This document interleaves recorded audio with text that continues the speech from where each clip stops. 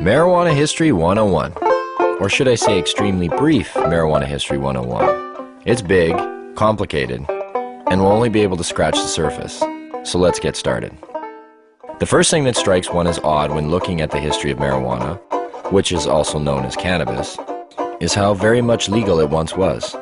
In fact, it wasn't only legal, it just happened to be one of the largest agricultural crops in the world, including the United States. You see, cannabis can also be hemp. And just what is hemp? Well, it's by and large the most robust, durable, natural soft fiber on the face of this planet. Up until 1883, and for thousands of years before, cannabis hemp was the largest agricultural crop in the world. It had thousands of uses and products. The majority of fabric, lighting oil, medicines, paper, and fiber came from hemp. The first marijuana law to exist in the United States was a law ordering farmers to grow hemp. Benjamin Franklin used it to start one of America's first paper mills. The first two copies of the Declaration of Independence were written on cannabis hemp paper. Up until the 1800s, most of the textiles in the United States were made with hemp. 50% of medicine marketed in the last half of the 19th century was made from cannabis. Even Queen Victoria used the resin extracts from cannabis to alleviate her menstrual cramps. But the funny thing about industrial hemp was you couldn't get high from it. Yet, it was lumped in with the following, which also made little sense. Reefer madness. In the early 20th century, yellow journalism had surfaced. Articles depicted blacks and Mexicans as frenzied beasts who would smoke marijuana, play devil's music, and heap disrespect and viciousness on the readership, a majority of which happened to be white. Some offenses included looking at a white woman twice, laughing at a white person, or even stepping on white men's shadows. And this ended up leading to a law in the form of a tax stamp. A tax stamp that would not only include marijuana, but also hemp and cannabis medicines. It speculated that hemp's potential for an abundance of new products was going to be in direct competition with other sources. And this, added to the reefer madness, led to the eventual downfall of all forms of cannabis. Popular Mechanics magazine had actually prepared an article entitled New Billion-Dollar Crop. Hemp was touted as being able to produce more than 5,000 textile products from its thread-like fiber and more than 25,000 products from its cellulose, ranging from dynamite to cellophane. Its superiority as a source for paper was also becoming known, especially with the development of hemp processing equipment. Now, the new Marijuana Tax Act was all fine and dandy, except for one thing. If you wanted to grow hemp, you needed to buy a stamp, but they weren't giving any out to anybody. And so, in effect, all forms of cannabis became illegal. Things pretty much stayed that way until World War II, when the government decided that hemp once again was a good thing and produced a video, Hemp for Victory. But by the time the war was over, hemp again became bad. And in 1948, when the marijuana law once again came into question, Congress recognized that marijuana was made illegal for the wrong reason. It didn't make people violent at all. It made them pacifists. The communists would use it to weaken America's will to fight. Congress now voted to keep marijuana illegal for the exact opposite reason they had outlawed it in the first place. And all through the years, report after report, commissioned by everybody, from the mayor of New York to the president of the United States, has come back with the view that marijuana should have no criminal penalty attached to it. Yet, marijuana remains as illegal today as it did nearly 70 years ago.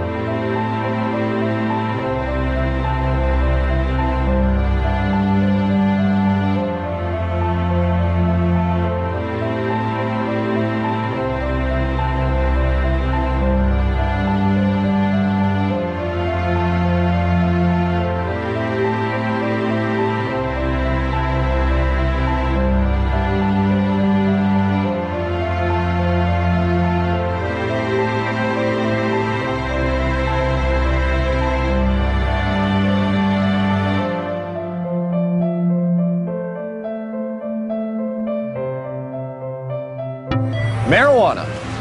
It's become big business.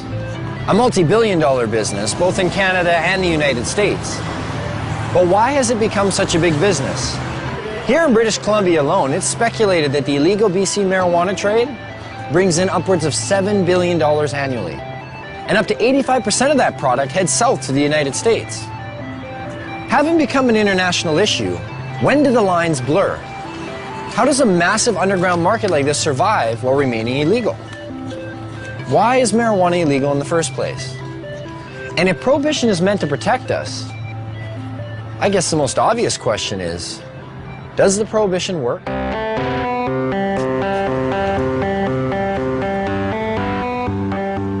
If prohibition worked, okay, if you could just wave a magic wand and say, this has gone away, I'd be all over it, you know. But the fact of the matter is that prohibition has never worked. You know, we've been here before. You remember the first prohibition, right? Which was? Prohibition of alcohol. No, I'm talking about the first prohibition. Thou shalt not partake of the fruit of the tree of knowledge. And who was the big cop?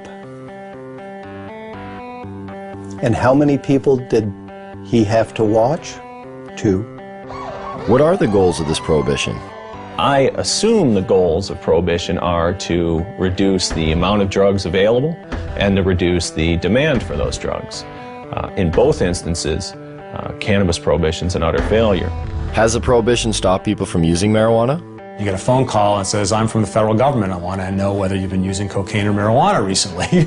Presumably you might be getting a little bit of an underestimate. In 1937, there were estimated to be 55,000 marijuana users.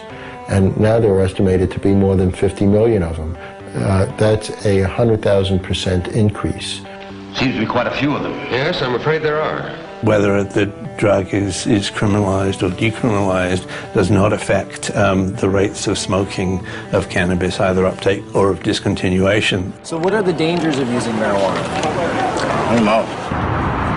I don't know. Gives you like a rapid heartbeat. Smoker's cough. I'm sure it has some effect on your brain function, memory. I don't know, is there something unhealthy about moving slowly? It's not good for you. You're not fully conscientious of what you're doing. Thickens some membranes in your brain or something. Well, it's been science. I guess I'm being told it's been scientifically proven that marijuana kills your brain cells. That's the one I remember. Marijuana kills brain cells. I thought the same thing. You know, I didn't start smoking pot until about 5 years ago. I thought pot made you stupid. You know, I bought into it just as much as anybody did. I realized when I was like 30 years old that I was tricked. I was like, you gotta be fucking kidding me. 1974, the Heath-Tulin study. Ronald Reagan announces, the most reliable scientific sources say permanent brain damage is one of the inevitable results of the use of marijuana. Monkeys pumped full of marijuana, apparently 30 joints a day, had begun to atrophy and die after 90 days. Brain damage was determined after counting the dead brain cells of both monkeys who had been subjected to the marijuana and ones who had not. This study became the foundation of the government, and other special interest groups claim that marijuana kills brain cells. Here's what they didn't tell you. After 6 years of requests, how the study was conducted was finally revealed. Instead of administering 30 joints a day for 1 year, Dr. Heath used a method of pumping 63 Colombian-strength joints through a gas mask within 5 minutes over 3 months. They suffocated the monkeys. What they did is they put these gas masks basically on their face and they pumped pot into it, but without additional oxygen. So after X amount of time, the brain shut down. Well, if you suffocate, the first thing that's going to happen is your brain cells are going to die with lack of oxygen. So what they did is they suffocated the monkey, showed all these dead brain cells, and then went on to associate it by saying that cannabis use causes your brain cells to die. And how many people, not knowing the origin of the study, have gone on to quote it and re-quote it. And now people believe it. Studies since have shown no signs of any brain cell damage. In 2005, new research suggested that marijuana could possibly stimulate brain cell growth. That study hasn't received the same attention. Another common belief? Marijuana causes lung cancer. In the 1999 study by the Institute of Medicine that was paid for by the United States government, they had to use words like may and should cause cancer. We've been hearing for years them trying to say that it causes lung cancer, and we say, really, that's interesting because you can't even show us one case of cancer being caused by cannabis use alone. You definitely have to do it moderately because it does paralyze the cilia, but if it's not radioactive, you're probably not going to get cancer from it. Smoking it can be harmful because of the properties of smoke. Not as a result of anything in the cannabis plant, but because they're intaking heated plant matter into their lungs. People said, well, you don't know, we haven't been smoking it long enough. Look what happened with cigarettes. We've had about 4 decades, or more than 4 decades of experience. If this was going to show up, it should have shown up by now. Finally, a study came out just in the last month verifying that cannabis smoke does not cause cancer. It's different than nicotine. And the elements in the tobacco smoke do cause cancer, and the elements in the marijuana don't. There's no cases of marijuana-only smokers getting brown lung syndrome. There's no cases of marijuana-only smokers getting emphysema. Strange for a plant that's so dangerous. How come none of that? Marijuana is as bad for you or worse than tobacco? Impossible. If they had the evidence, they'd be putting emaciated bodies or emphysema, lung cancer, black lungs, they would be parading them throughout the media. They don't have one. Yet people somehow or other think that it might cause the same thing. In fact, if you look at the straight deaths from substances, a different type of picture starts to appear. The #1 killer in the country? It beat out AIDS, heroin, crack, cocaine, alcohol, car accidents, fire, and murder combined. Tobacco. That's a nasty, dirty thing to say, son. A lovely, pure white cigarette causing cancer. It gets me right here. With an average of 430,000 deaths per year, considering it's a #1 killer, it's interesting to know that tobacco receives government subsidies and is grown with radioactive fertilizer.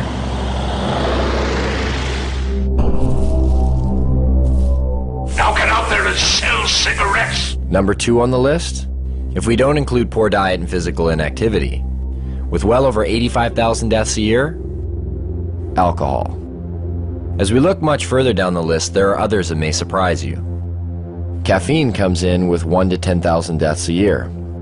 And some of our most popular pain relievers, non-steroidal anti-inflammatory drugs such as aspirin, still make an appearance with over 7,500 deaths annually. Where does marijuana lie in this? What kind of staggering number do we find? I don't know. 50,000? 250,000? 300,000? For marijuana, I'd probably say then 80,000. I would say it would be hundreds of billions. Get ready for it. Here it comes. There are no deaths from cannabis use anywhere. You can't find one. In 10,000 years of known use of marijuana, there's never been a single death attributed to marijuana. There's 400,000 deaths in America alone every year that are directly attributed to tobacco. I've heard that you have to smoke something like 15,000 joints in 20 minutes to get a toxic amount of delta-9 tetrahydrocannabinol. I challenge anybody to do that. And even in the animal studies where people have loaded the animals up with doses that would be hundreds of times what a human could possibly be exposed to, no, the animals don't die. The LD50 seems to be astronomical. I mean, you can die from ingesting too much aspirin. You can die from ingesting too much coffee. The drug warriors who say we have to protect society, save these people, are being just a little bit disingenuous. Not one university or medical facility has ever recorded a single death directly attributed to marijuana. But never mind that. There's other problems, other reasons to fear it. Take addiction, for example. There are more kids in addiction clinics for marijuana than any other substance. This must mean that marijuana is the most addictive substance today.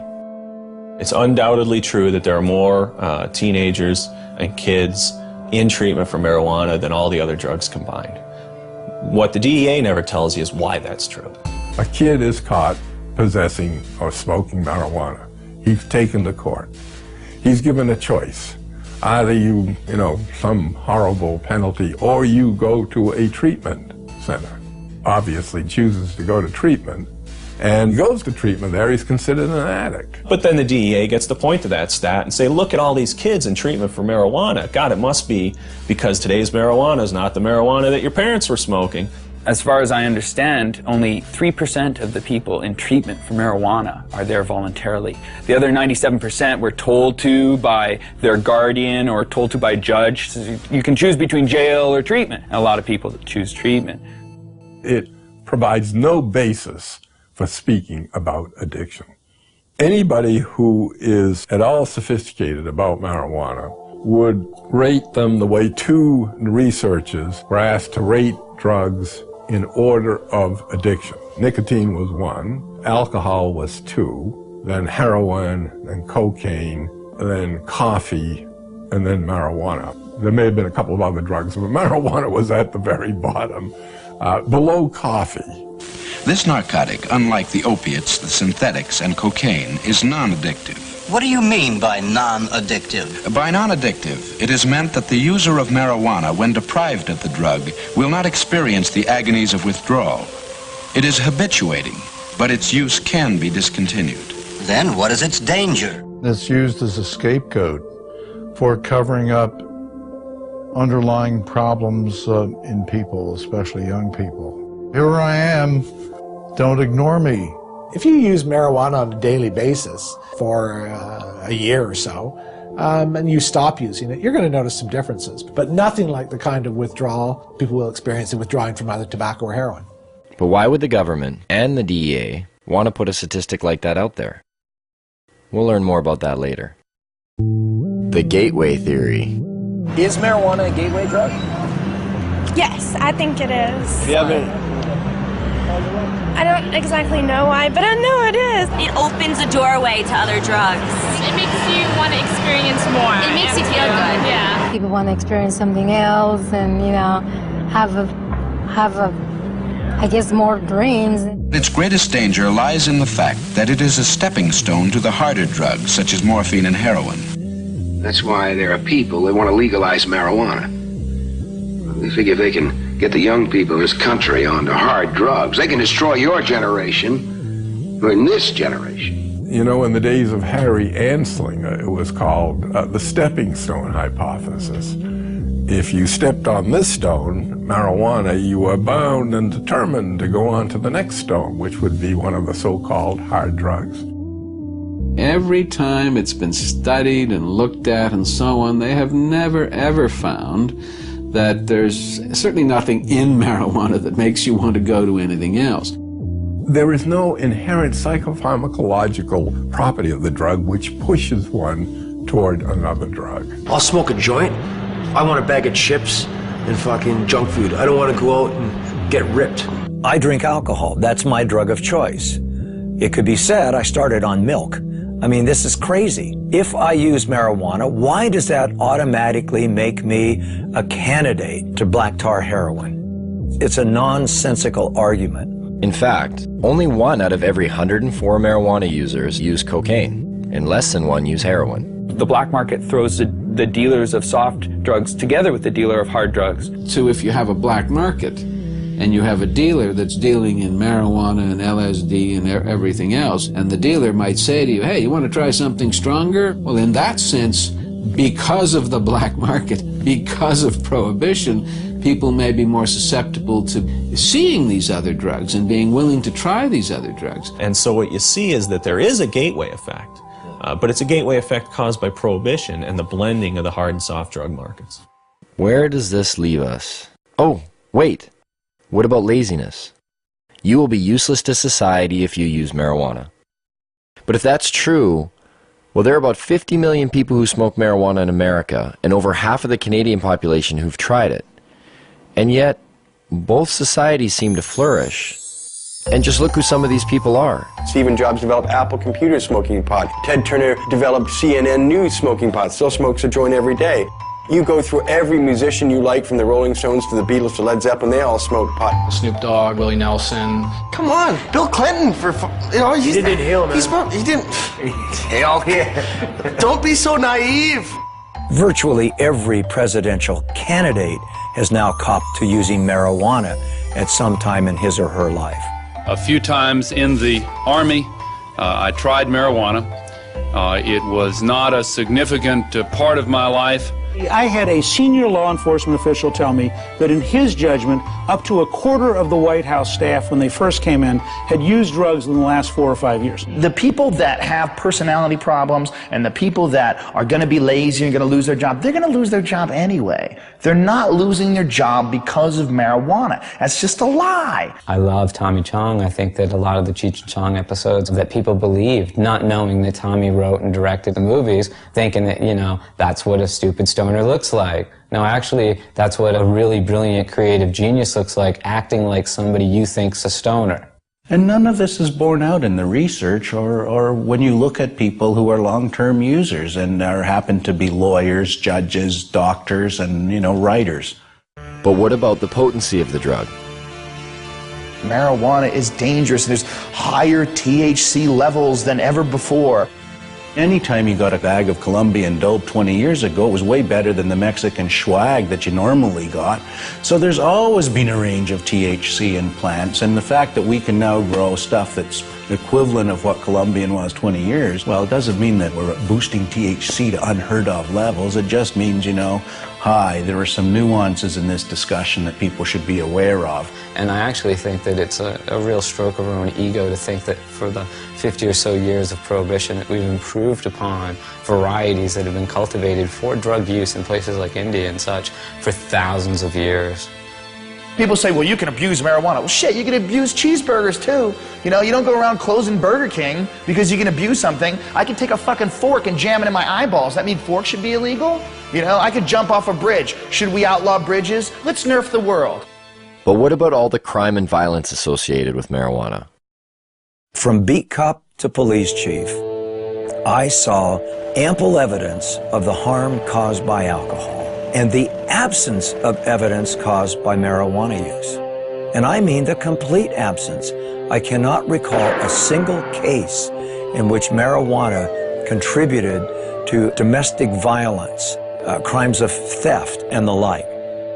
You want to know what a weed smoker looks like? You're staring at one. You know, like, I'm a weed smoker. I'm not, like, crazy or, you know, I'm not stabbing you right now. Most of the violent crime that's committed, or most of the crime period that's committed or having to do with drugs, is people who are on drugs committing violent crimes. If you make it legal, if you make it cheaper, you make it more available, you're going to have more violence, more addiction, Tom, that is more not crime. true. Stop lying to us. Oh, now come on. Stop lying to us. That is not true. You know, don't tell me that. I've smoked pot, Tom.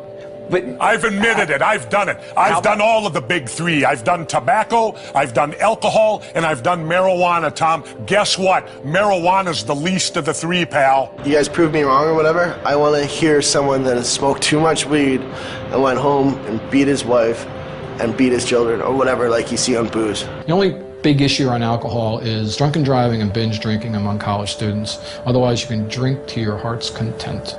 There are far more crimes committed under the influence of unadulterated, if you will, emotions. Anger, rage, jealousy. A lot of our understanding is driven by what's in the paper and on the television and the radio these days, and we get extremes, and the black and white thinking is reinforced, I think, by that. If only there was something to compare it to. Something that was prohibited at one time but is now regulated. So we could see what the difference might be. What could that be? What could that be? Under prohibition of alcohol, everything got worse. Everything. Alcohol prohibition really birthed and gave rise to massive organized criminal groups within the United States. It led to a general disregard for the law and a general disregard for police activity because it was a law that most people didn't obey. Would you have supported the prohibition of alcohol 75 years ago? Well, I'm glad you brought up the alcohol example. I mean, as a governor, you must have known firsthand the cost of alcohol. I hear this argument a lot of times, like alcohol. That isn't what I asked you, Tom. I asked you a specific question. Don't give me spin. I said, would you have supported the prohibition of alcohol 75 years ago? I don't think I would have. Why? Because alcohol, for better or worse, and a lot of times for worse, it's a close call, is a long entrenched and ingrained part of our culture and our society. I mean, you go back thousands of years, the first writing is about alcohol, the Bible, everything else. It's really hard to reach in Tom, wait and a pull minute. this out of society. Let me inject something then. Then if you believe that God also made the marijuana plant, about society. I'm talking about our culture and our society. You just said the Bible. Alcohol poisoning went up by 600% during Prohibition. There were more speakeasies in large cities like New York City under Prohibition than there are taverns and liquor stores today. Sure, one can point to alcohol as being a continuing social problem, but we don't have people shooting each other over alcohol. When alcohol was prohibited, people lived at that time to know the difference between prohibition and non-prohibition. They could see that the prohibition of alcohol caused the emergence of gangsters and the underworld that took control of these substances. Alcohol then was no longer in their control. Could this be the same for marijuana? It strengthens organized crime, without a doubt, because you have to be a criminal to sell it. It's that simple. This brings crime into it. That's why the benefits and the ability to make money is so huge in it. Weapons were used to intimidate people, and we've seized approximately 50 weapons, sawed-off shotguns, and most of them are loaded. Where's all this competition we've heard so much about?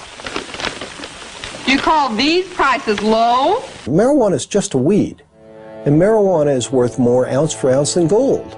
You don't find legal commodities, you know, at $200 an ounce. You don't even find them at $200 a pound. Heck, most things are $200 a ton for corn and grain and barley. That's why when you walk 10 pounds of marijuana across the border into the United States, it becomes worth 20 pounds. You create an artificially inflated value for that drug that is so huge that people decide it's worth murdering people in order to control this market. I think the Fraser Institute called cannabis prohibition a gift of revenue to organized crime.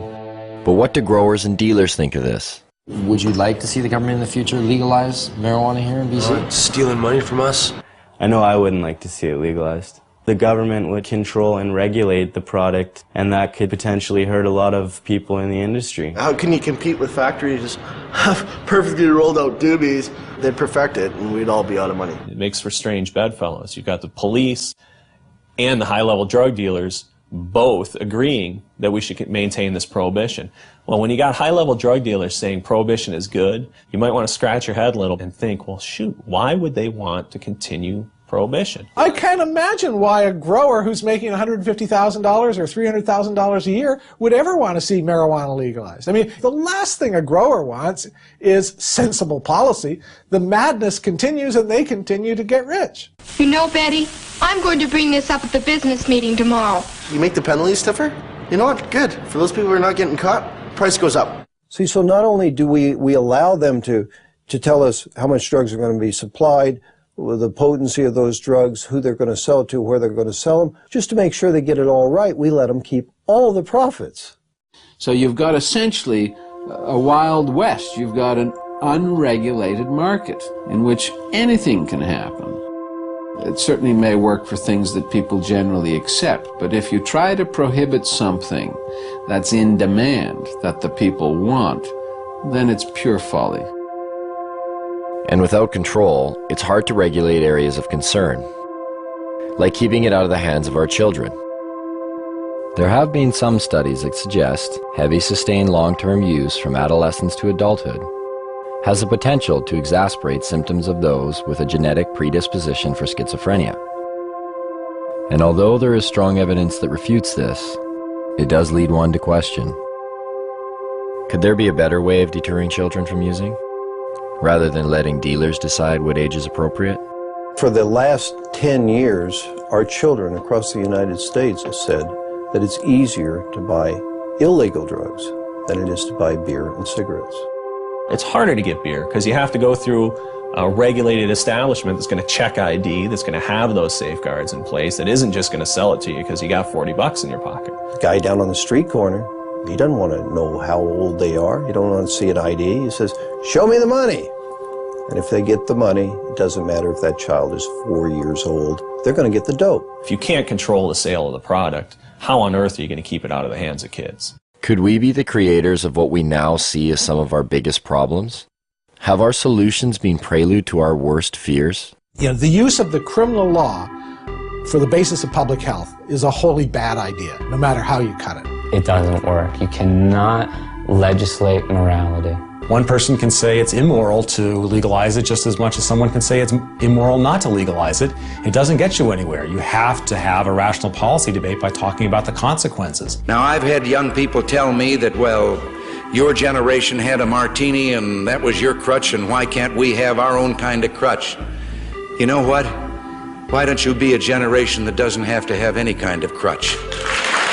It's a lot easier argument. If you just say, oh, it's immoral, then you don't have to debate why it is that alcohol kills so many more people than marijuana, or why it is that tobacco takes 7 years off your life and we can't establish that marijuana does anything particularly. If people do drugs and they commit crimes while on those drugs, they should in fact be punished. But you can't punish someone for something that hurts no one. We should legalize marijuana, tax the hell out of it, and put every dime back into the healthcare system. Taxation and legalization? Doesn't that seem a little extreme? Wouldn't it be better to just decriminalize? The distinction is simple. Legalization of marijuana makes it a product that is legally available to adults. That doesn't mean that there's unregulated distribution, unregulated sale, and unregulated use. The decriminalization of marijuana still makes it an offense. You're not going to go to jail for it under a decriminalized model, but society is still saying no, no, no, no. It doesn't address the problems of organized crime, and it doesn't create a situation where you have retail sales. Decriminalization is just kind of a goofy concept. To say that it's legal to own something, to use it, to possess it, but not to produce it or sell it, just seems like this illogical position, because where did this stuff come from? It's the worst of both worlds. Sends out an incredibly bad message. It should be controlled like alcohol, like tobacco. The total impact for the U.S. budget from legalizing marijuana and taxing it at rates like alcohol and tobacco is somewhere in the $10 to $14 billion range. It can be used to pay for healthcare costs. It can be used to rebate to lower taxes and give people lower tax rates. It can be used for highways, for hospitals, for national defense. It's $14 billion and can be used for whatever its best use is. The production or the harvesting, the packaging, the sales of marijuana could be handled essentially the way we handle alcohol. You sell to a kid, you sell to somebody under the influence, your license is in jeopardy. That license ought to be hard to get and easy to lose. It seems to make sense.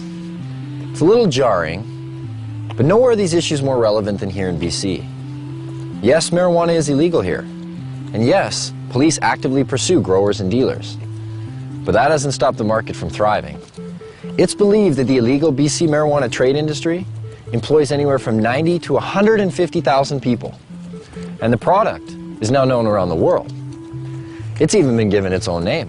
BC Bud. Bud. BC Bud. British Columbia Bud. I don't know what you are meaning. BC Bud? BC Bud. You guys know what BC Bud is? No.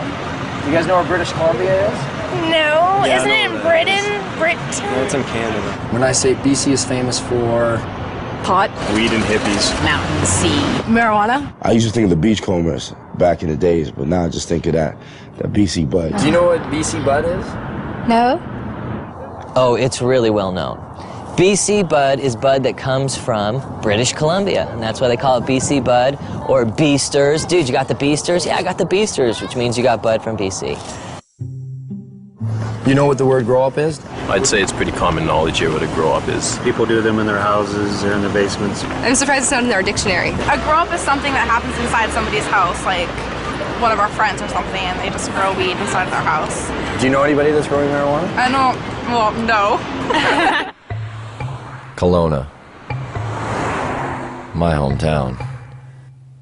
With a population of only 100,000, Kelowna is said to house well over 1,000 grow-ups. A police officer stated in the local paper, if they were to bust one grow-up every day for a year, they would still be nowhere near getting rid of them. And Kelowna is not alone. Where are they in BC? They're everywhere. They're in every single corner of the province. There is no community in the province that doesn't have grows and hasn't had an increase in grows. But the fact is that there's thousands and thousands and thousands of grow-ops all over British Columbia. And the most common thing you hear when they raid a grow-op is from the neighbors is, I had no idea they were growing pot on my street. You know, if you actually took my estimates seriously, that there were 17,000 grow-ops in British Columbia in the year 2000, if you took that seriously, you're looking at roughly 1 out of every 100 dwelling units in British Columbia. We need to have a sense of that. Not bad for a province with a population of only 4 million people. It's certainly changed a great deal from the 70s and 80s when it was an import-export business to the domestic production business of the 90s and beyond. That would make us Columbia North. We're talking a lot of production. The reality is that there's a huge range of people involved in the marijuana industry in British Columbia. It's not a hierarchy. People don't beat you up if you go into the marijuana industry. It ranges from people growing a few plants to members of motorcycle clubs and others possibly being involved in the business.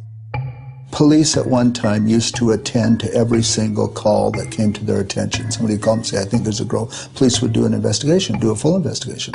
Well, that has dropped over 7 years to where it's only about half the time.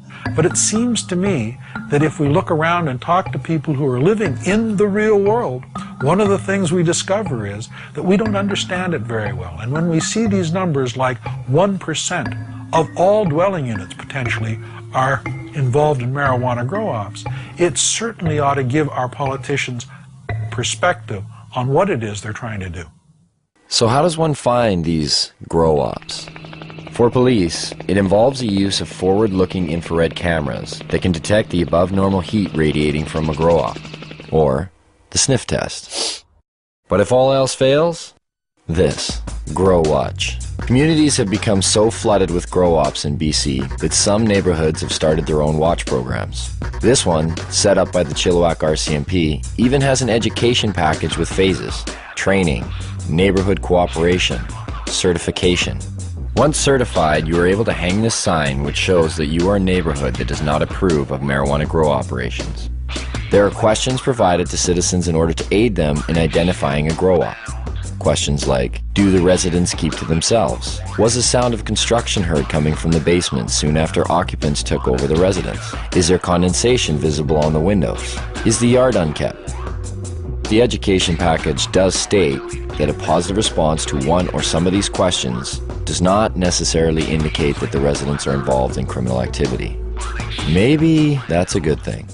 But why is it that grow-ups are popping up in virtually every neighborhood of BC? How much money can actually be made by simply growing some plants in your basement? And what do these grow-ups look like anyway?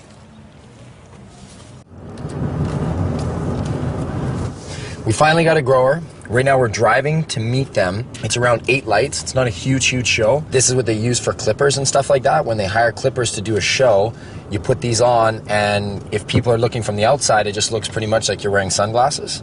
But when you're on, I mean, I can't put them on right now because I'm driving, won't be able to see. This is everyone's getting glasses. Director, thanks. Other producer. Where's my phone? We just wait for the phone call, so we'll keep in line for when this comes to.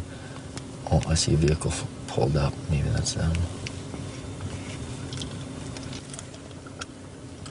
Hello? Okay, so put the glasses on.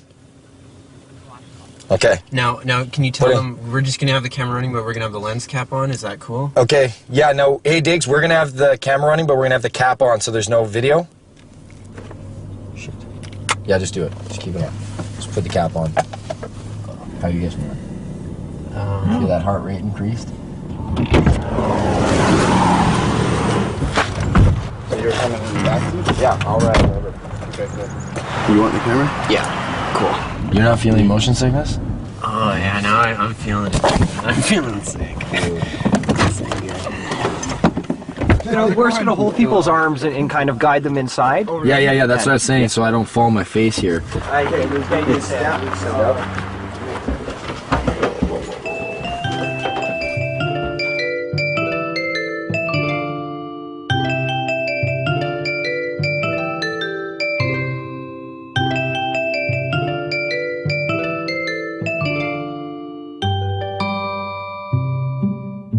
real grow-op. The grower admitted that this wasn't the biggest of grow-ops. In fact, it was probably on the small end of the scale in terms of size. But I really didn't care. There are just so many things to see.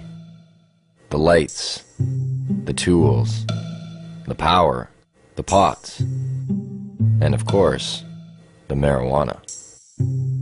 What do you guys do for the smell? I noticed there's like a big... Well, we got this carbon filter here or whatever, and it just kind of filters the air in there, and then it goes underneath the house, and we have it so it goes into like a dog shed. Like I'm in the beginning stage and I'm learning. Over here, there's also another room in there. So you have a total of, is it 8 lights? 8 lights, yeah, they go on 12 hours. This one runs 12 hours in the daytime, this one comes on 8 at night. Did you say like the majority of the guys you know are just growing to earn some extra money? Yeah, it's like they have normal jobs and, you know, they're normal 9 to 5 type of guys. The grower told me he cropped out about every 2 months, and every crop was worth about $20,000. That's $120,000 a year. Even though this was a small grow-up, the numbers didn't seem small at all. If those kind of numbers are coming out of a setup of 8 lights, what kind of numbers are coming out of the big ones? And where do you find them? Well, it would seem just about everywhere. Barges, semi-trucks. Whether it was for the mobility of it, or whether it was an attempt to disguise the smell of burning marijuana, of growing marijuana, in any event, it's unusual for that reason. Even in train cars? Yes, it seems as though even our beloved caboose cannot escape grow-op fever. When we read that 20 train cars were buried underground to grow marijuana, busted or not, we had to see this. So we set out. But not before asking our sound man if we could use his SUV, and coaxing him with a little free gas. Where we were going, we would need it. We're in the boondocks, way up here. You wouldn't want to go over that puppy. This is what they brought up diesel fuel to power the generators in. With how much they were growing and how much the generators needed, I mean, that's a full truckload there. And finally, after a few hours on the highway and climbing up the side of a mountain, we get there. We had to go into 4 low just to get up here. And you can see I'm dressed right. I'm in jeans and frickin' sneakers. Fuck. My feet are cold. There's no neighbors. Like, look to the right. There's nobody there. Nobody here, nobody there. I mean, I imagine they're probably laid this way. They've been obviously following you, like where you're getting your diesel, where you're getting the tanks, where you buy 10 train carts, where you buy 150 lights. These are diesel pumps, and it looks like there's still diesel leaking in these things here. This is how you got down there. Just want to make sure it's okay to down here. I feel like I'm going into a cave. All right. Watch your feet there. Not as cold under here. About 8 train carts down that way, I'm guessing. So I can even see to the end, and then 2 deep. Each one is 2 deep. Down here, 2 deep. Down the next one, 2 deep. 3, 4. There's numbers on the wall. And then what they did is they cut them to make doorways, and that's how you have your hallways going into each one. There are water reservoirs here. And you see 1, 2, 3. You're like, okay, that's quite a bit. But then there's this one, and that one, and another one at the end. Look at these things. Like, no wonder the cops just left it. Moving this shit would be a pain in the ass. Yeah, these train carts. I see why they bought them. They got a deal. They're like all rusted in the bottom. We could start growing here tomorrow. There's still dirt and fertilizer ready to go. Oh, here, once a little leftover plant there. Look at this. Just look at all this wiring right here. You can see the cops that come severed everything.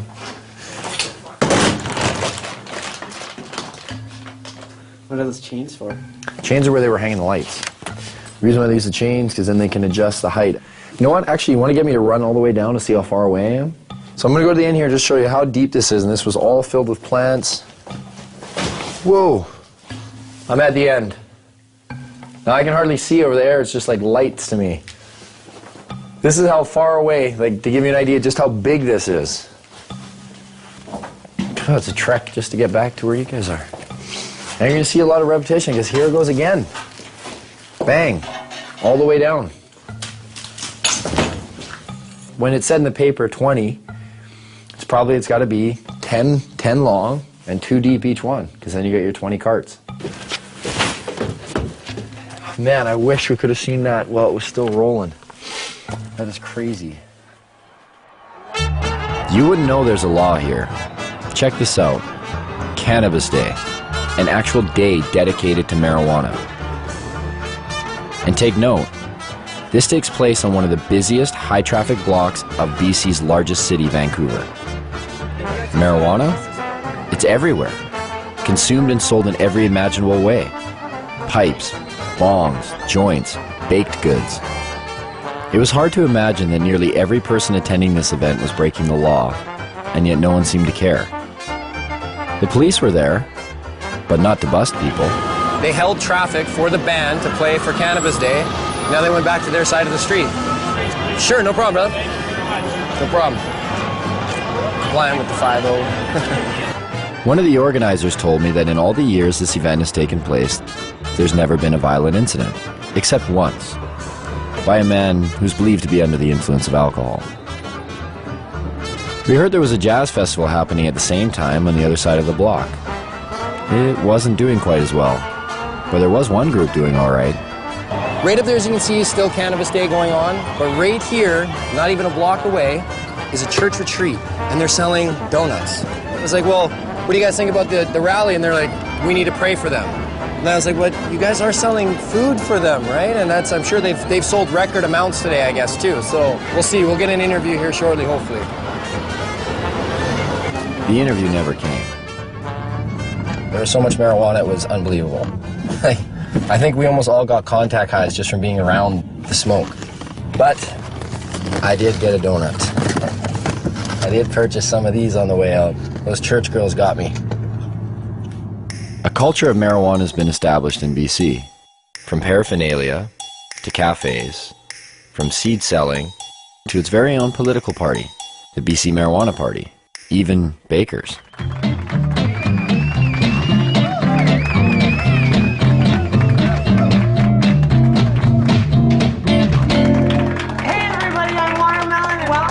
Vaudeville cooking show, Baked and Baking, where we're going to revolutionize the cooking show and we're going to let you guys in on the action. Meet Watermelon Girl.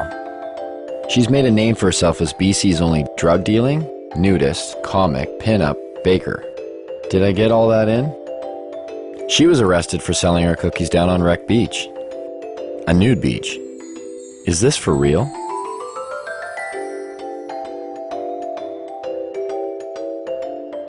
I'm like the Heidi Fleiss of weed. I tell everybody, like lawyers, doctors, like there's no proverbial yo G, you know, like none of those. Like all professionals come in through my house.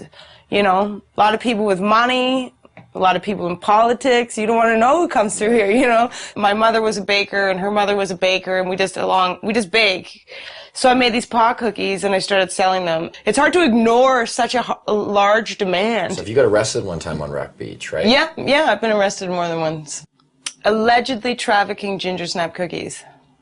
Allegedly trafficking ginger snap cookies. So I'm assuming not regular ginger snap cookies, right? The one with right. Snap crackle pot. But even the judge is like, uh-huh. You know what I mean? Like he's seen violent crime after violent crime, and then along comes the cookie girl. Cops are supposed to come and remove undesirables from communities, and I clearly was not an undesirable person in my community. Like, somebody else needs cookies. Actually, I just got picked up by the National Speakers Bureau, so I actually go on speaking tour to universities and talk to kids about marijuana. Oh, really? Yeah, it's like the most genius. I'm like, you want me to talk about marijuana? We're like, okay. And they pay me to do it. Lock up your kids. This is a heinous crime. So at some point, one might ask oneself, how does an industry of this size function while remaining illegal? Where does the money flow? Who's profiting off of it?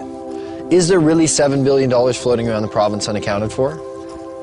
Maybe people are feeling the effects and they don't even know it. Turns out there seems to be a system. Some have even given this system a name.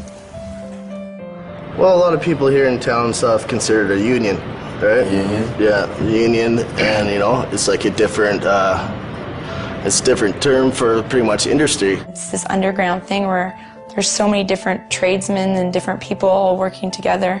You have to work together with people that you trust because it's illegal to do what people are doing here. So this is how the so-called union breaks down. And of course, there are many exceptions to this, but this is the typical setup. First, you have a home or landowner. He doesn't take on much responsibility. He is simply the legitimate owner of where the grow operation will take place. All he has to do is pick up a briefcase every 3 months and pay off his mortgage. His hands are clean because he can claim ignorance if the grow operation is busted. Oh, I'm sorry, officer. I didn't know they were growing marijuana there. Then you have his 50-50 partner, the contractor, who will provide the equipment and hire the grower or grow himself. The grower is known as the fall guy. Why the name? Because that's exactly what he is. If the operation is busted, he takes the fall. Once the crop is matured, clippers are then hired. They prep the weed for distribution by cutting away the excess leaves and stems. What a lot of people don't understand is a part of the marijuana plant that people smoke is the bud, which in essence is the plant's flower. It's not the leaves. Clippers are generally hired on an hourly wage starting around $20. Tax-free, of course. Once the marijuana is ready, in steps the weed broker. He's not always required, but sometimes the partner with the equipment needs a broker to buy his product and then sell it for him. In the event that a broker is required, it usually means the weed is headed south to the United States. In that case, the broker will buy the pot for somewhere between $1,800 and $2,000 a pound. He'll then hire a border jumper, a risk taker, someone who has the balls and hopefully the wits to get the product over the border. Some of the most common ways?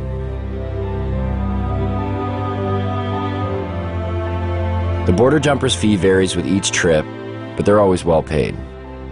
Once the product has reached the broker's U.S. connection, it will earn about $3,000 a pound. The farther south it goes, the more it makes. If it manages to make it all the way out east to areas like New York, the price is driven even higher, somewhere between $3,500 and $6,000 a pound. Stricter laws demand higher prices and in turn provide more profits. In Miami, 7 to 8 pounds of BC bud will trade for 1 kilo of pure yayo. Cocaine. That in turn makes its way back up to Canada. And sells for anywhere from $30,000 to $35,000 a key. If the marijuana manages to stay in the province, it will usually sell for around $1,800 to $2,000 a pound, depending on how flooded the market is. This is just the tip of the iceberg. The union embodies a slew of businesses and services, generating profits both directly and indirectly for the province. Some know they are involved and others choose not to acknowledge the benefits they gain from it. Carpenters build tables, rooms, sheds, and anything else that's needed for a grow show. Brand new homes are being built expressly for the purpose of housing a marijuana grow operation. Electricians set up lights, wire the electrical components, divert power if necessary. Hardware stores provide construction materials to build rooms and grow operation structures. Hydroponic stores supply lights, nutrients, soil, and other equipment needed to grow. Seed sellers provide, well, seeds. Clone growers create clones from other marijuana plants to aid in quicker grow cycles. Real estate agencies market houses to growers, unknowingly, but they profit all the same. There are some realtors, though, who are directly involved in the union and will actually cater to growers' needs, finding houses in secluded areas with big basements and power that can be spliced and stolen. Mortgage brokers and lease brokers who help growers with poor credit get the houses they need to start up. Banks who have minimal security to prevent illegal money from being deposited. The way it works now is deposits over $3,000 are sometimes questioned but are left up to the teller to decide whether the deposit is suspicious. If they believe it is, they may put a note on the account.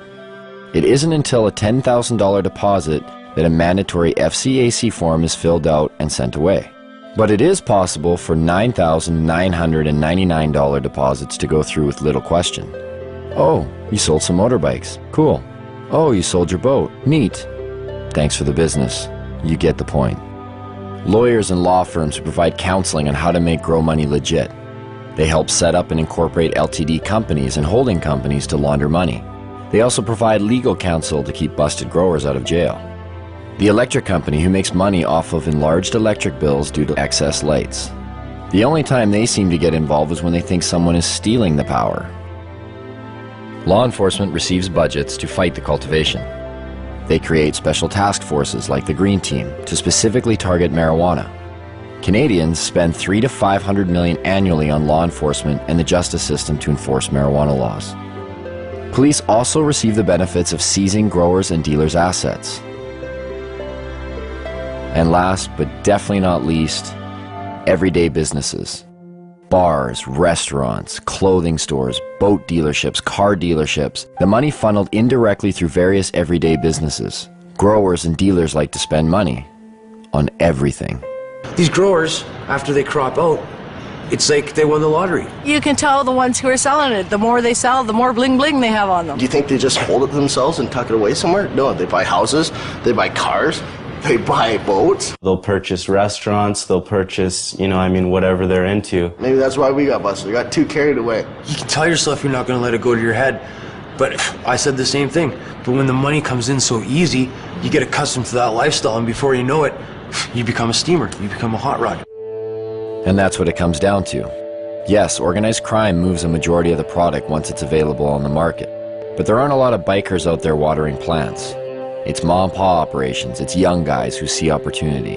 It's not easy to make that type of money doing anything, especially if you've been going to school for, the past 4 years and you see this random other guy, watering plants in his basement coming out of it with an extreme amount of money. Interesting. You have your degree. Yeah. And then you're in the... Yeah, I made the choice to put that aside and start growing weed. I could be making $33 an hour, which is a great wage, but really, why would I want to do that when I have the knowledge to make in a whole year in 2 months? What have we learned so far? Well, one, the prohibition hasn't reduced the demand, and it certainly hasn't reduced the supply. Two, it's a steady source of revenue for organized crime, which in turn attracts young people because the money is so easy. And three, being an underground market actually creates crime and violence. And yet, the only one paying the costs for all of this are the taxpayers, people like you and me. Even further, this whole deal is over a drug that seems to pose no more of a threat than the substances we already regulate. At the very least, why isn't this up for debate? Dwight Eisenhower once spoke of a military-industrial complex. Have we built up a marijuana prohibition complex? The real war on marijuana didn't start until 1972, and President Nixon said, it's all the Jews smoking pot. And he really said that. When Nixon got into this with his war on drugs, he had things that he wanted to do. He had an agenda. A lot of the information that was kept and warehoused in the Library of Congress and also at major universities was actually recalled and destroyed. The Nixon report that came out through his administration, it was called the Schaefer Report. It was by a Republican governor, and when he studied it and gave an answer, you can pick this report up, pick up any page, open it, and if you actually have experience with cannabis, you'll realize they're telling the truth. And then when it came back saying that marijuana was essentially harmless, he totally ignored it, so we're going to launch a war on drugs anyways. He didn't even print as many copies that Congress and the House would have been able to see. 1970, beginning of the war on drugs. 76 New Jersey troopers became detectives. I was one of them. They designated 1/3 of us as undercover. I happened to fall in that 1/3. That's where I spent the next 14 years of my life. What we were targeted on was the pot smokers. There was a very good reason we were targeted on pot smokers. Most of them were protesting against the Vietnam War. Now, if you could arrest that whole group of people because they were smoking pot, you didn't have to have a Vietnam War protest, which Mr. Nixon thought was a pretty good idea. So when President Nixon declared the civil war that we're living in right now, the drug war, in 1972, it was really a war on marijuana. It really didn't kick in until the 80s when Reagan, took over his presidency of the U.S. Ronald Reagan, he said, these young people, they get together, they read books, they smoke marijuana, and they talk. Like these three elements were a recipe for disaster. How do I feel about legalizing marijuana? Am I for it or against it? I am totally against legalizing marijuana.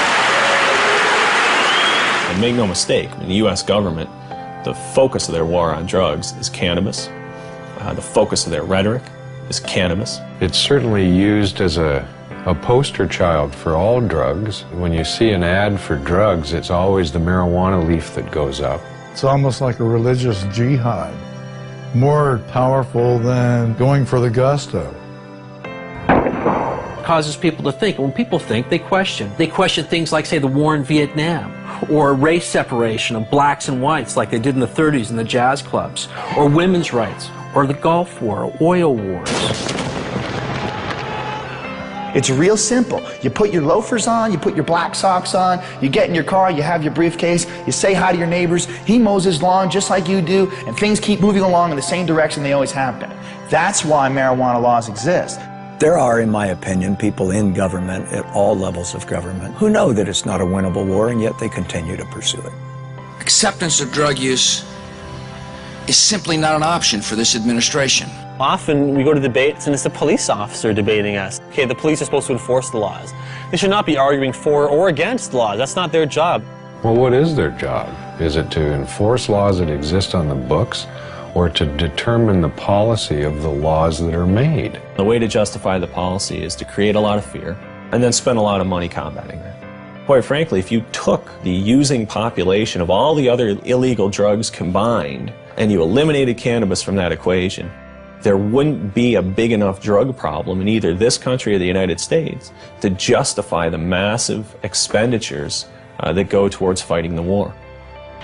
The amazing thing is the small amount of enforcement that is necessary.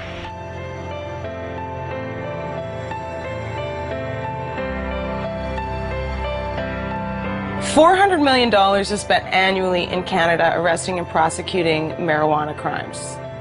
The total budget in Canada for all drugs is $500 million. That means 4/5 of the drug budget goes towards arresting and prosecuting marijuana users, leaving 1/5 for crack, heroin, coke, crystal meth, the date rape drug, whatever. The drug enforcement industry is big business. It's self-perpetuating. It relies on taxpayer dollars. And so it's an endless battle that the DEA doesn't win, they participate in. It's like doing a big budget movie, you know. You get $30 million to do a movie, and then the movie comes out and it doesn't make any money.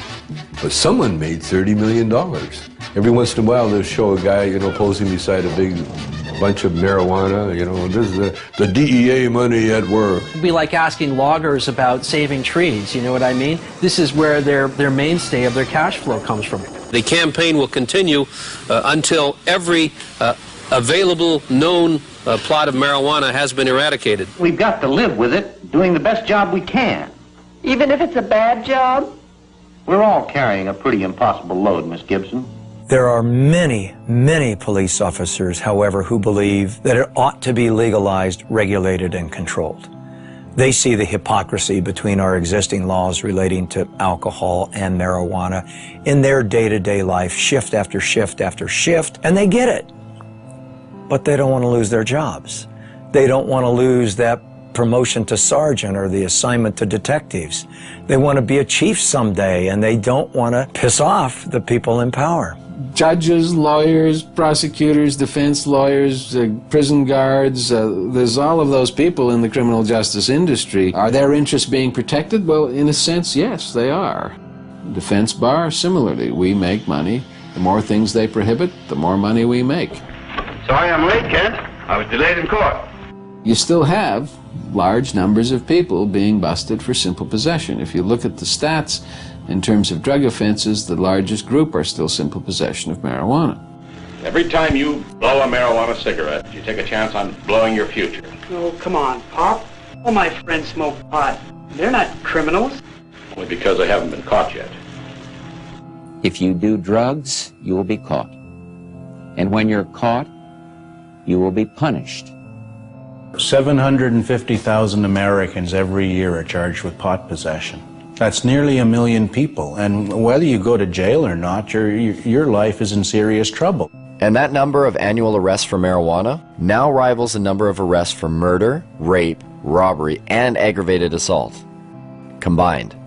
You will never get over a conviction. A conviction will track you every day for the rest of your life. For instance, do you remember that guy that used to smoke but didn't inhale?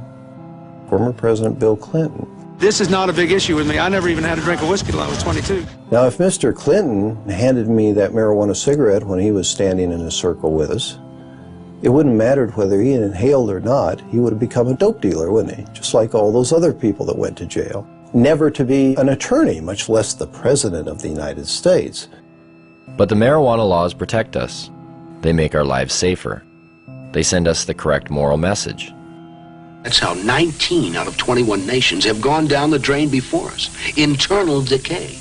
The breakdown of moral, ethical, and religious principles. If you've been caught, a young person in the U.S., with so much as one marijuana cigarette, you can't get a loan or grant from the government to go to college. If you've been convicted of murdering somebody or raping someone, no problem. You go right down, they'll give you the loan. I guess the message is it's okay to rape and murder and pillage, just don't smoke a joint afterwards. First thing that John Ashcroft did after 9/11, sent out a strike force to take down the LA Cannabis Buyers Co-op. That really helped national security a great deal. And what else helps national security? Taking down top criminal targets. In 2003, the US government put aside money to do just that. $25 million for the head of Osama bin Laden, $15 million each for the whereabouts of Uday and Qusay Hussein, Saddam's sons, and a $12 million budget to go after one of the most dangerous men of all, this man. Can you tell us what exactly you were charged with? I was charged with conspiring to sell paraphernalia. Operation Pipe Dreams was a brainstorm of Attorney General John Ashcroft. The internet has been illegally utilized to sell these illegal products and to facilitate large illegal businesses operating in the open. A sting operation that busted people for selling paraphernalia to a particular county in Pennsylvania where they were willing to prosecute. Because there's two states, Pennsylvania, Iowa. Void were prohibited. Well, it was prohibited to send it to Pennsylvania and Iowa. A man like yourself that is, an established actor, comedian, you're not a criminal. Like, why do you think they targeted you? Well, because our movies were #1 rentals in America. What our movies did was really show the hypocrisy of the pot laws. In fact, when I went to jail, they had it in the transcript that our movies have influenced children for 30 years and will continue to do so forever. Therefore, I should go to jail. You got to remember, they were going into Iraq, and they needed some diversion as far as headlines go. And they equated the billion-dollar paraphernalia business with aiding terrorists. This was a legitimate company paying taxes. I was just the face on the bone. They charged me. I had nothing to do with the company. I never shipped anything to anybody. It wasn't even his company. He just loaned his name to it. 51 people were arrested under Operation Pipe Dreams. Only one person, Tommy Chong, went to jail. But if I didn't plead, they threatened my son and my wife. Tommy stands up and volunteers to go to jail, says, yeah, okay, that's my paraphernalia. You leave my wife and kid alone. He's protecting his family. What kind of force was used on the day you were arrested? There's over 20 SWAT team people, visors, automatic weapons, helicopters overhead. They had news trucks, Fox News trucks outside. They had the media on the ready. It was a photo op for everybody.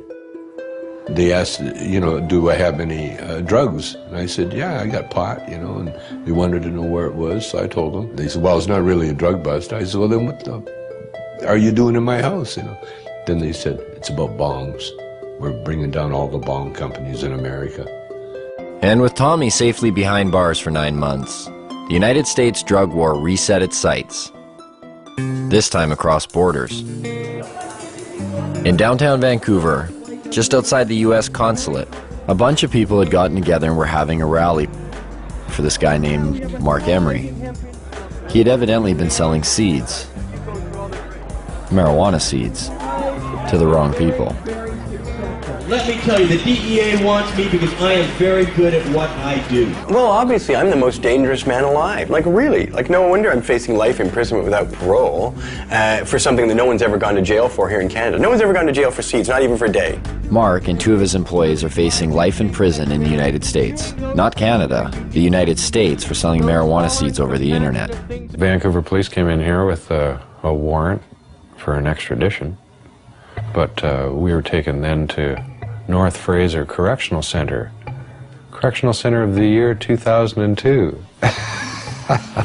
Beautiful facility. Mark Emery has gotten in the face of the United States. The U.S. sees Mark Emery as a major political threat to its anti-cannabis agenda. In a press release from Karen Tandy, head of the DEA, she said that this is not only the end of marijuana trafficking, but it's a blow to the marijuana legalization movement. I gave just under $4 million away over 11 years to Supreme Court challenges, ballot initiatives, political parties, drug addiction clinics. Well, if you're the DEA, who the hell do you think you're going to go after first and foremost and as viciously as you can do it? I think they even admitted it themselves when on the day of the raid, the DEA announced, he's a legalizer. We're shutting down one of the biggest legalizers.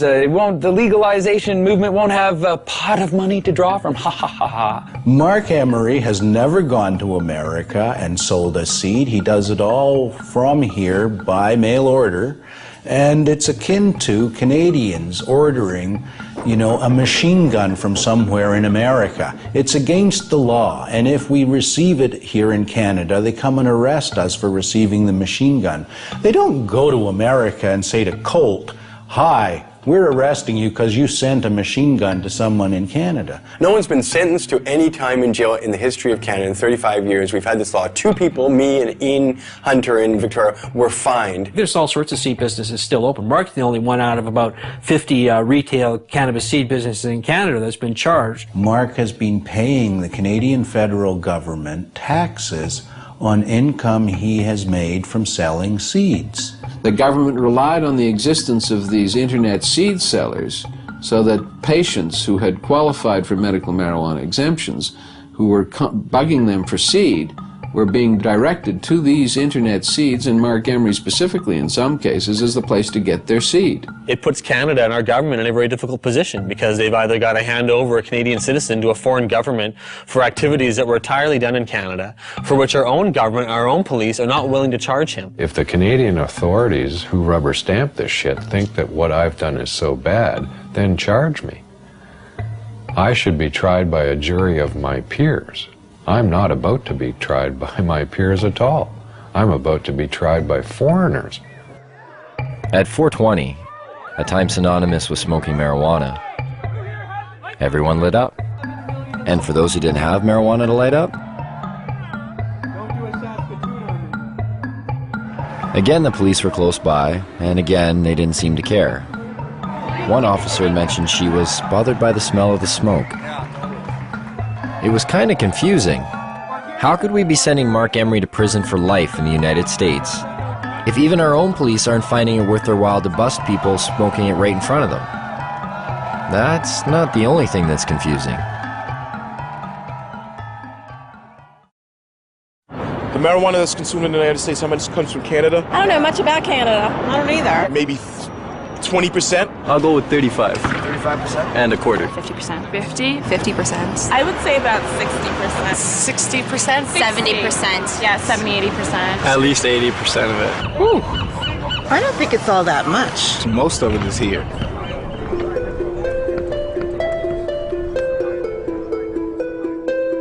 We're getting the drug czar saying, BC Bud. This was when some of the people in Canada were trying to get marijuana legalized. John Walters went up there and said, what you're talking about is passing a law that will allow you to export poison to my country. When we talk about poison, exporting poison, what do we export to Canada? Cigarettes. 430,000 people die in the United States every year from ingesting cigarettes. 5 million around the world. So who's exporting the poison here? Of the 6 million people who could benefit from treatment and need it in the United States today, 60% are dependent on marijuana. You know, they invited me. I'm sorry. I wasn't sure who invited him and why he came here yet again. He's been here before. He needs to shake his head. So how about him shutting down the cocaine that's coming across the border? How about him shutting down the guns? Sometimes you feel like you've stepped into Alice in Wonderland. You've gone through the looking glass. In fact, more Colombians die from U.S. tobacco than Americans die from Colombian coca products. So what's the drug war really about? Because if you don't want American tobacco in your country, America will go to war in a trade sense with your country. You have Canada engage in cannabis policy reform and taxing and regulating cannabis, and all the scare stories haven't come true. You have an awfully hard time sustaining your own domestic policies. What do you think would happen between Canada and the U.S. if Canada were to legalize marijuana? There's been rumors that, they're like, we'll shut down the border. I don't think so. I've heard that too, but then my question is, would you want L.A., in the dark and thirsty? If you do that, then we're not going to ship oil, we're not going to ship water, we're not going to ship electricity.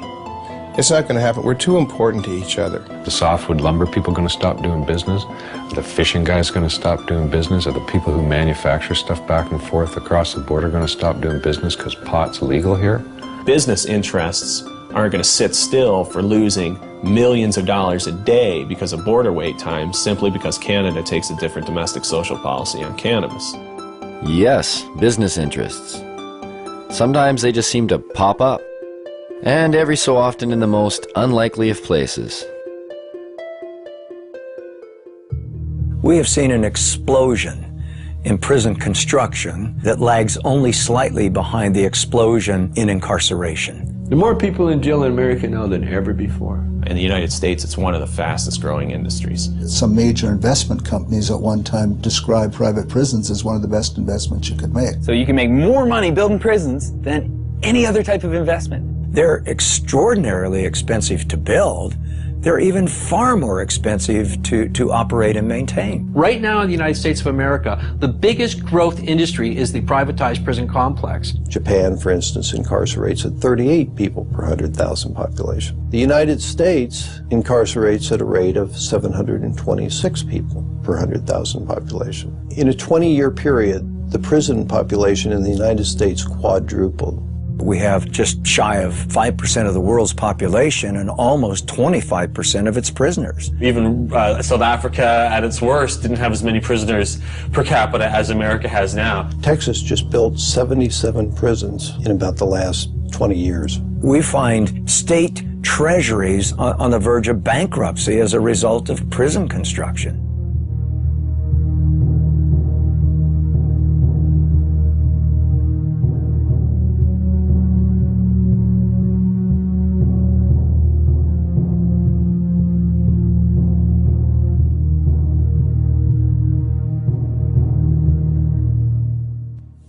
Some think there won't be room for them in jail. We'll make room. We're almost doubling prison space. Some think there aren't enough prosecutors. We'll hire them, with the largest increase in federal prosecutors in history. In the late 80s, there were about 5 privately run prisons in the United States. By 2005, that number had reached over 260. As soon as you've accumulated a certain amount of capital from building prisons, you can start investing that in ensuring job security, ensuring there'll always be more prisoners around to require more prisons. We have private prisons? What the fuck is that? How did that happen? How can you profit over people going to jail? That's scary. That's a bad, bad sign. Our society is in deep, deep, deep trouble if nobody's looking into that. Correctional guard unions have become powerful lobbying groups, pushing for longer sentences on less serious crimes. California's has become one of the most powerful in the state. The California Department of Corrections budget rose from $923 million in 1985 to $5.7 billion in 2004. Between 1977 and 1999, overall local and state spending on corrections across the country grew 946%, almost 2.5 times the rate in which spending on education increased. And prisons aren't the only thing money is being spent on. There are millions of drug tests per year. There's money to be made on that. It's huge. It started off with people saying we really need to test people in dangerous occupations. Things like police officers should be tested, pilots in airplanes. Then somebody said, well, our athletes, we should probably test them for drugs too. Then somebody came along and said, well, it's not just the professional athletes. How about the athletes in colleges and high schools? They need to be tested too. Then they thought a little harder and they said, well, suppose we just test everybody that goes out for an extracurricular activity. That should be constitutional because they don't have to do that, you know. So now if you want to join the chess club at school or the French club, you got to pee in a bottle. Now they're pushing to make laws to test all children at school. All the studies show this doesn't have anything to do with whether kids use drugs or not. So it looks to me like this has a lot more to do with the money that's being made for drug testing. Can you imagine how much money will be involved if we can randomly test every child in school? A lot of these places that have been urine testing have refused to continue to do it because the only thing that these urine tests are finding is marijuana. The other drugs that people take dissipate from their systems fast enough to not be found. If they smoke a marijuana cigarette, 28 days later, if they pee in a bottle, they're going to show that they've had a drug. But if they use a hard drug, heroin, cocaine, methamphetamine, in a long weekend, nobody can tell that they've used that drug. So what does that say to our young people? It says if you don't want to get caught, don't use the soft drugs, use the hard drugs. It's not just urine anymore, it's hair and saliva. They'll do blood testing. There's industry there. This is money. They're not doing it for free.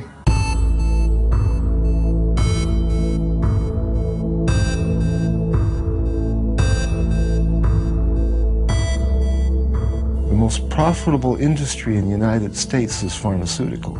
Dollars involved is just staggering. Could it really be? Has medicine really become that profitable? The fact is it has. In 2005, U.S. prescription drug sales rose 5.4% to $251 billion, and global pharmaceutical sales rose 7% to $602 billion. Now, why would pharmaceuticals be threatened by a plant? The answer may be as simple as one word: natural. Because a significant amount of research to date has confirmed or suggested that marijuana in its natural state is still the most effective form. Can you imagine a world where you or I wouldn't have to pay for certain medicines? After dealing with about 10,000 patients over the last 15 years, I would say that over 200 different medical conditions respond favorably to cannabis. It appears to have benefits that we never ever knew about. Glaucoma, epilepsy, muscular dystrophy, Arthritis, multiple sclerosis, wasting syndrome, nausea, chronic pain, depression, anxiety, hepatitis C, cancer, chemo, AIDS patients. Is there a product out there today that provides as many medical benefits as cannabis? No. It remains an unutilized major resource. The way to riches in the pharmaceutical industry is to have a drug which can be patented. Cannabis is problematic right from the start because it's a multi-molecule drug. In 1930, it wasn't possible to patent plants. And that's the reason that pharma never picked up on this, because by synthesizing and owning compounds, that's where the profit motive comes into the pharmaceutical industry. The patent in the United States lasts for 20 years. Well, you can charge whatever you want at that time, and that's where you make the killing. There's no money to be made off natural plants. If you can use a natural medicine that you can grow in your own home, which costs pennies to use, you're going to do that. You need water and dirt. Not only that, you have that plant forever. Prime motivation behind any drug company is to make money, and as much money as possible. They're corporations, and corporations, everybody knows that it's like that diffusion of responsibility thing. There's so many people working for corporations that they lose their humanity. So those are potential customers for these pharmaceutical companies that are not there if they're using a natural plant. It's unlimited. You grow more, you get more medicine. Pharmaceutical companies don't want you growing your own medicine. The government supported a small drug company by the name of Unimed to take a synthetic THC, tetrahydrocannabinol, and to put it into capsules to be used as a oral medicine. This became Marinol. This THC in Marinol is exactly the same 21 carbon molecule that's in herbal marijuana. But it's not the same as medical marijuana. It's not a crude mixture of things, and there's no guarantee that you get the same results.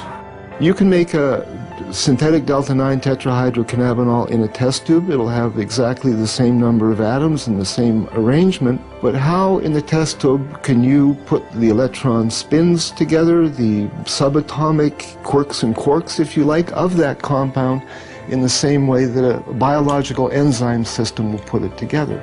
It can't happen. In the case of a synthetic compound, if it's only an ingredient from the cannabis, they can formulate that as a drug and make a lot more money out of it. We're confused that if, you keep hearing that there's no scientific proof to medicinal benefits of marijuana, why are there drugs like Marinol on the market? Why do they even exist? Well, that's part of this double talk about it. If we take and change it a little bit so you believe it isn't marijuana, then it's okay. It's a great medicine. They're trying to make marijuana into medicine because it is medicine. Why did the government actually grow marijuana? I mean, the government has had marijuana programs that existed since the 70s. It's impossible for me to believe that the government even believes their own propaganda. What I do believe is this, that you can fool some of the people some of the time, and they're doing an excellent job of that. And for all the claims of these drugs being a more viable medicine because there's no high, we check some of the side effects. For Marinol, dizziness, feelings of exaggerated happiness, drowsiness. Last time I checked, those were signs of getting high. If it is indeed side effects of marijuana that are preventing the pharmaceutical world from accepting marijuana as a viable medicine, then they better start paying more attention to the products they've been marketing for years. Every year, prescription medicines kill over 100,000 people. The pharmaceutical industry has been excellent at convincing the public that they need their potions. If you watch any kind of commercial for drugs, they're always using the third person. For example, where does a headache come from? It comes from out there somewhere. Don't sell the steak, sell the sizzle. How many people in this country alone are addicted to antidepressants? How many people who are on antidepressants really have imbalances, and how many of them just got off of a bad relationship and they're depressed? It seems to be acceptable to give people something as long as you're wearing a white smock or you've given them a legal prescription. Doesn't matter how deadly the particular drug might be in terms of side effects. What we call modern medicine is actually alternative medicine because it's highly experimental, it's often dangerous, often toxic, and it kills a lot of people. To me, it's crazy. There's a lot of stuff out there that'll affect you in different ways. Look at aspirin, heroin, both invented by Bayer. I thought heroin came from opium seeds and Just natural effect of opium, you keep making it more and more concentrated? No, you have to add certain chemicals to it and tweak it a certain way. It doesn't just come from opium itself. What was heroin made for? As a cure for morphine addiction and coughs. Heroin, the sedative for coughs. Pseudoephedrine. That's the main ingredient in methamphetamine, is to cure the cough, the cold. You get a cold, oh, I think I'll do some meth. When you look at it from a large perspective, like, what's weed? Even Francis Young, the DEA's own judge, who took medical testimony for over 2 weeks, made this statement. Marijuana, in its natural form, is one of the safest, therapeutically active substances known to man. Yet, despite this, and the ever-mounting number of real-world patient success stories, cannabis remains listed as a Schedule I narcotic. Under that category, marijuana is classified as having no known medical value.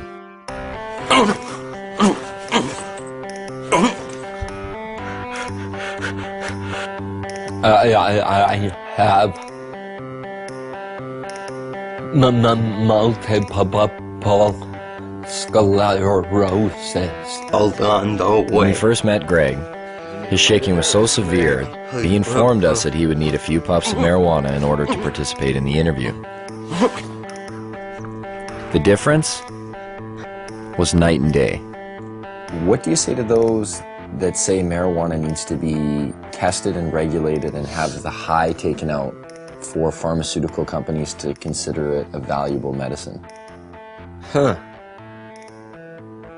That's a pretty, and I only mean this as a measurement, as to how much it is actually a pathetic thing to say. I mean, just look at me.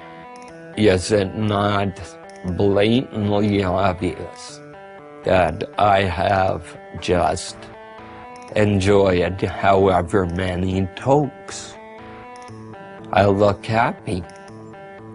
Greg has been using marijuana for years and stated to us that he's never experienced any negative effects. I'm never, I need my marijuana. That's stupid. It takes away my discomfort, let's call it. It does enhance my very being. Where do you think you'd be if you didn't get to smoke it, like dealing with your pain?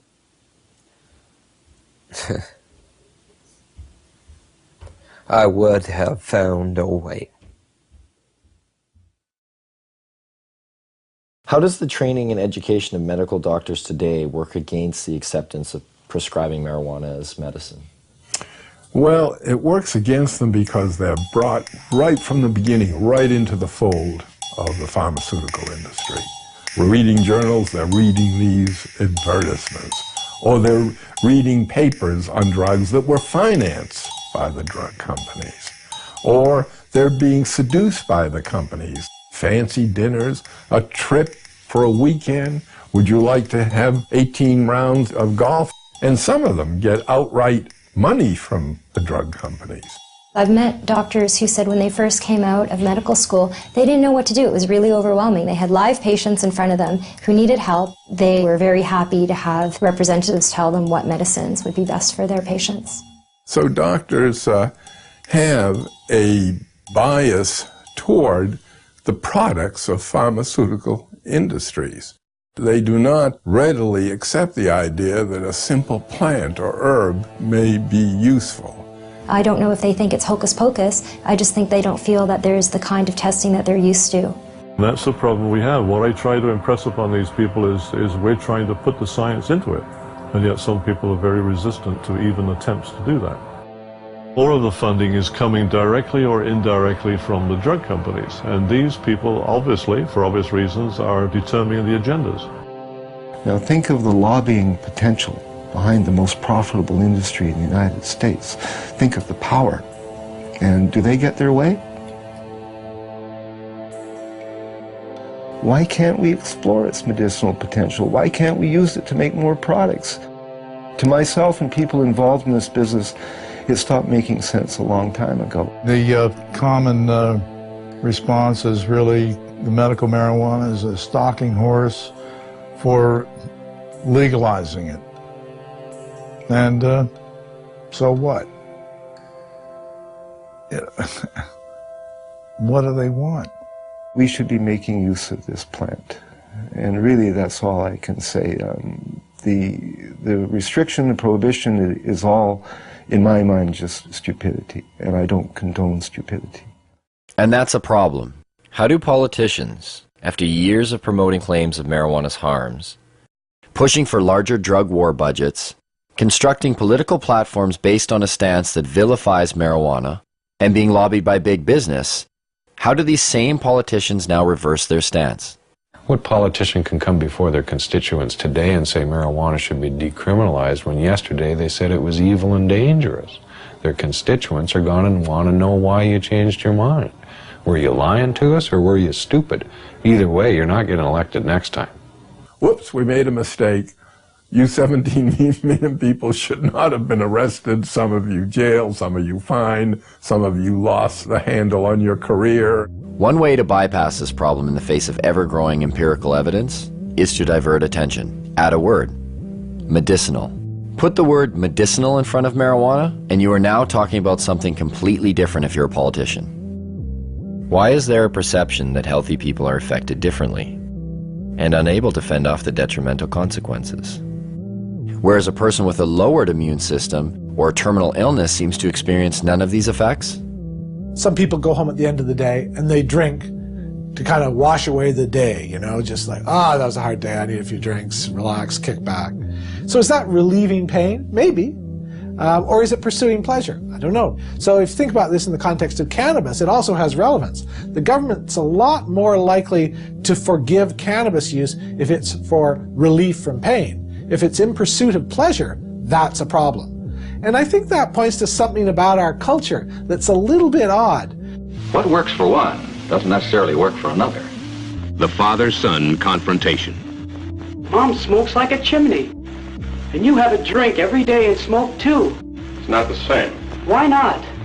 You can get cancer. Your liver can rot away. They believe today, and I'm disappointed in the media, that it hasn't brought this information, this new information to the people of this country more than it has.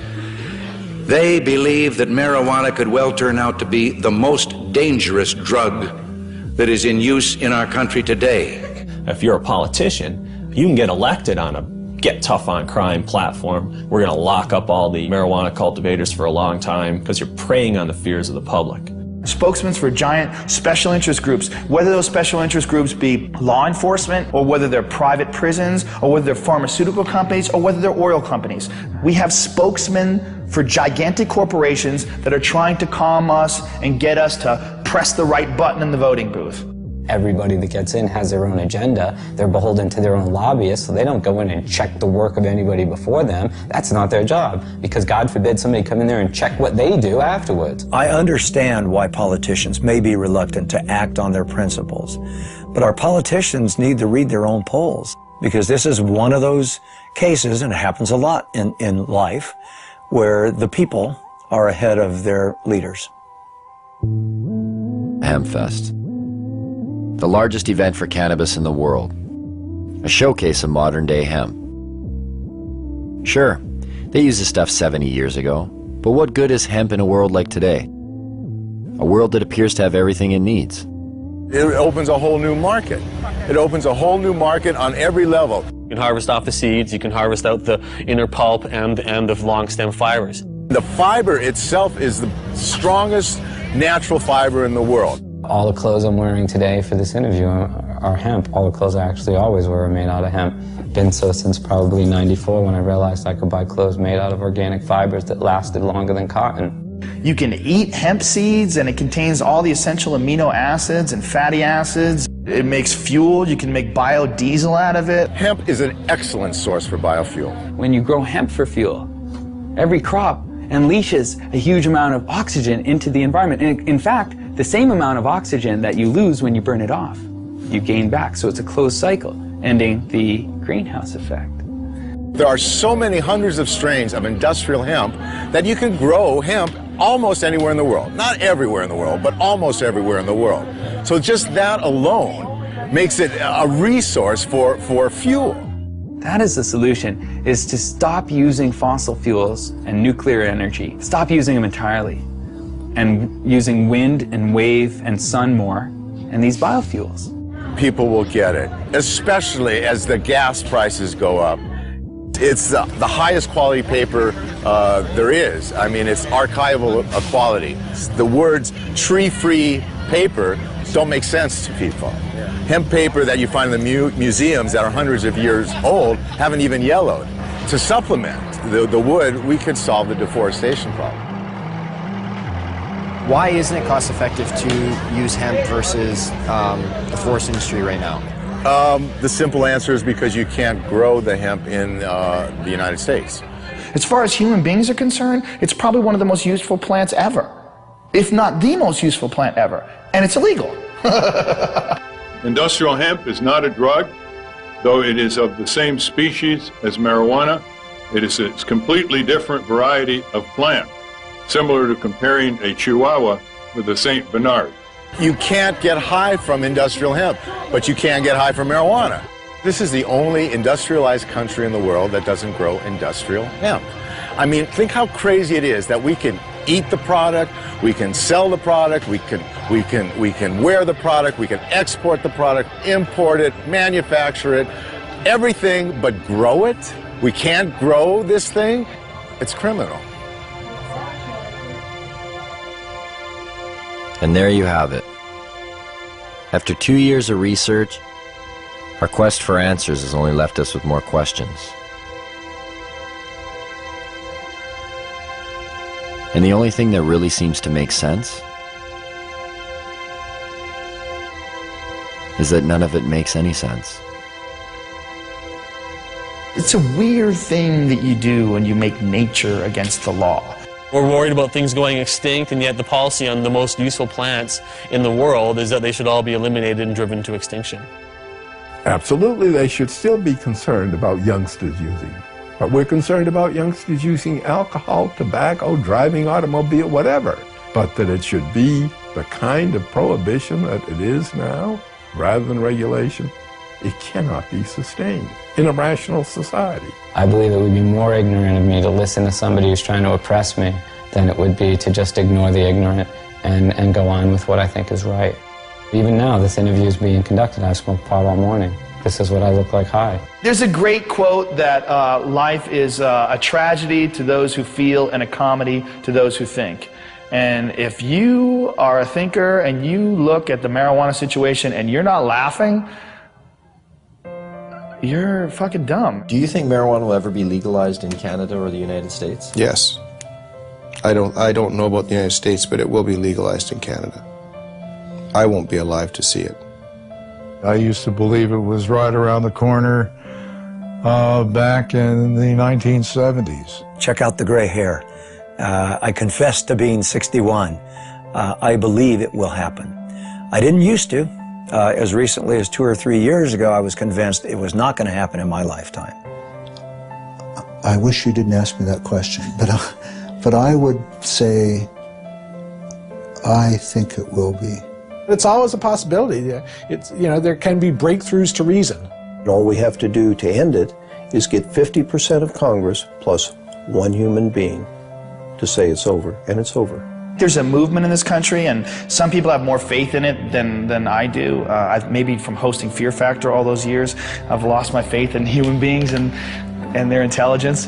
I think it's inevitable. I believe that the truth will set us free, and I think the truth is infectious, and I think that while cannabis per se is not addictive, learning about it quickly becomes. When I published Marijuana Reconsidered, I, in the last chapter, predicted that once people understood these things about marijuana, the prohibition would be gone. It would be gone in 10 years.